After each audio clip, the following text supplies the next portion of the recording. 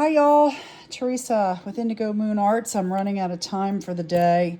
I got sidetracked with a lot of different things today and thought I was going to be able to do a full video, and it doesn't look like that's going to happen. However, I have something exciting I think happening, which is I'm going to be collaborating with an image artist for some designs, and I'll get into that more later. But the next step on this is, here is our bottle. Okay, this is our now fully blended bottle and stippled, and it still has some drying, so some of those lines will disappear a little bit. I need to varnish, which I'm going to do next, and then I need to do the gilding wax, and then comes the picking the finial and all of the embellishments. And sadly, I might not have time to do that on camera, and if I don't, then I've missed it again. But I want to talk about picking molds. Like, I think I'm going to use this mold. I think it's great. It goes with the image. I want to show how to fill that with the clay and then freeze it, and how I use the palette knife to trim it, and yada yada. So maybe this one too. I'll just pick these two out of nothing other than ease and time. So I have quite a few. I like this one a lot too. This mold's a little thinner than I like though. Anyway, to varnish, just very quickly, once your image is dry, I just take a regular paintbrush, any size, like a medium-sized paintbrush. I'm looking at my paintbrushes. They're wet or not cleaned. The big one that I had works really well for this. I should just go clean it off screen, and come back where I could just, oh, there's a brush. That works. Okay, here. So this is a little smaller than I want to use, but for the sake of what I'm doing, just in case you're not sure how to apply varnish, you can use a spray varnish. I choose to use this type of varnish. It's an acrylic varnish. It's matte. I don't use glossy. I've seen a lot of beautiful techniques done on some of the Easter eggs and so forth. But for me, for now, for bottles, this is what I use. I would use different products for other things, but I like a matte. I really like a matte finish on the bottles.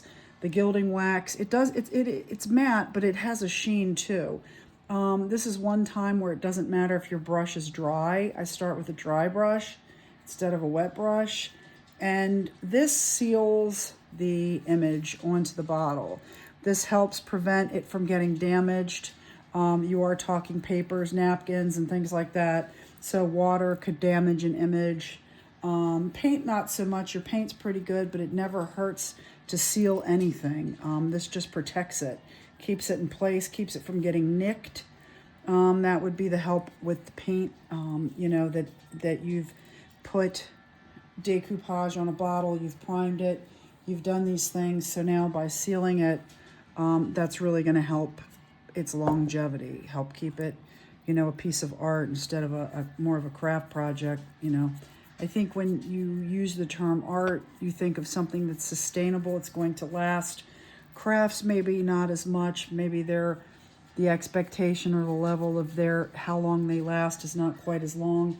But if you buy a piece of art, you kind of expect that to hold up, lifetime duration of things. So you want to make sure you properly seal your items so that it gives it duration. You want to make sure that the glues and things that you're using are quality items. You want to follow directions so that you don't skip a step, so that it doesn't cure or doesn't do what it's supposed to do. That's a nice thing about tips and tricks. I'm not a reader. I wrote a book, but I don't read. Anyway, the bottom line is that when you do these things, following directions helps a lot. If you don't, for example, with polymer clay, there are baked clays, non-baked clays. There's certain degrees, firing temperatures in the oven, and so forth. And in order to make these things work, you got to follow the directions. I mean, that seems pretty straightforward, pretty common sense, but I just thought I would mention it. Anyway, so we're getting this sealed. We're almost done with this. I don't want to waste a lot of time on it. Most of you know how to do this, so I'm going to cut out, let it dry, and then do the gilding wax and embellishments. Thanks for watching.